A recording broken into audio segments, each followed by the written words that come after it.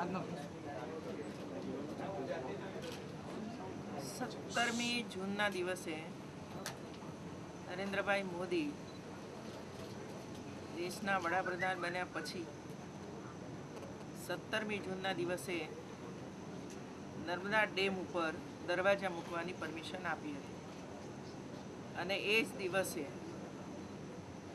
હું અહીં આવી હતી અને એનું ખાતમુહૂર્ત કર્યું હતું. આજે 6 મહિના પછી હું બીજી વાર આ કામ જોવા માટે આવી છું અને કામ જોતા એવું લાગે છે કે ખૂબ ઝડપથી કામ થઈ રહ્યું છે. 17 પિયરનું કામ અત્યારે હાલ ચાલુ થઈ ગયું છે. બાકીના પિયરનું કામ થોડાક સમયની અંદર શરૂ થશે. લગભગ 700 ક્યુબિક મેટ્રિક ટન જેટલું કામ કોન્ક્રીટ અહીં કરવામાં આવ્યું છે અને જૂનની 15મી સુધીમાં આજે 17 પિયર છે એનું કામ છેલ્લા લેવલે જ્યાં ગેટ મૂકવાના હોય એ લેવલ સુધી પહોંચાડવાનું નર્મદા નિગમનું આયોજન છે. આ કામ ઘણું અઘરું છે અને આપ બધાએ જોયું હશે કે આપણા યુવાનો કેવી સ્થિતિમાં આ બધું કામ કરી રહ્યા છે અને એટલે લગભગ 1000 કરતાં પણ વધારે અહીં વર્કરો કામ કરી રહ્યા છે અને 3 સ્ટેજમાં કામ ચાલે છે. એક ગેટ ઉપર કામ ચાલે છે, બીજું જે ગેટના દરવાજા છે એ દરવાજાને પણ સરખા કરવાનું કામ ચાલે છે, એમાં પણ લગભગ 300 જેટલા મજૂરો કામ કરી રહ્યા છે અને ત્રીજું કામ જે હમણાં જ આપણે એનું ખાતમુહૂર્ત કર્યું હતું, શ્રેષ્ઠ ભારત ભવન એનું નિર્માણ કરવા માટેનું ખાતમુહૂર્ત થોડા સમય પહેલાં આપણે કર્યું હતું, એનું કામ પણ બાજુએ ચાલે છે.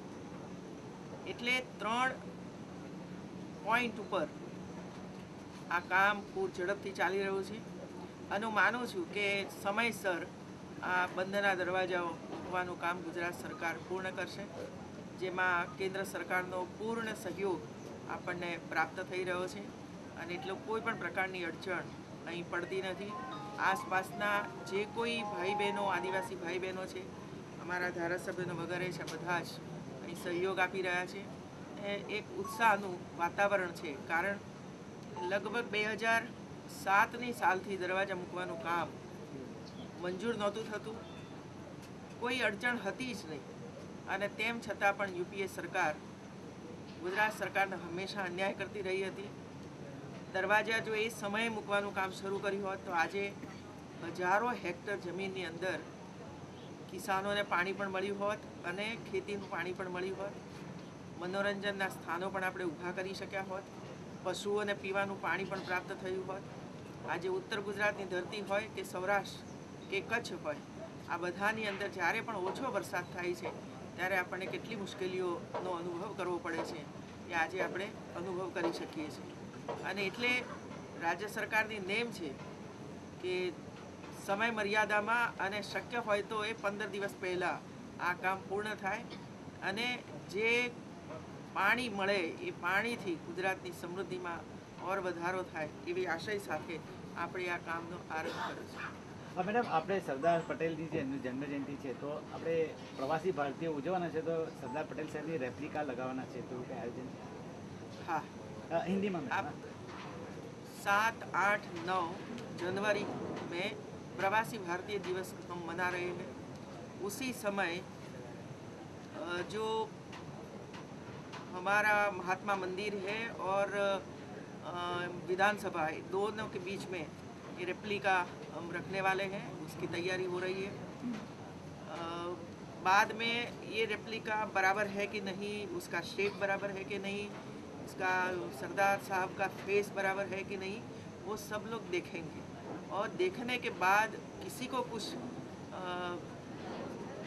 कहना है कि वो अच्छा नहीं है, वो चेंज करना चाहिए, बदलना चाहिए, तो ये सबकी हम राय ले लेंगे और बाद में जो राय आई है उसका कितना यूज़ करना है वो एक्सपर्ट तय करेंगे और बाद में वो इधर वही तरीके से जो वहाँ बनाई जाएगी इसी तरीके से 182 मीटर की ही होगी सर. हाँ, 182 मीटर की नहीं, वहाँ तो 30 मीटर की है, ઓકે इधर होगी वो 182 मीटर की होगी।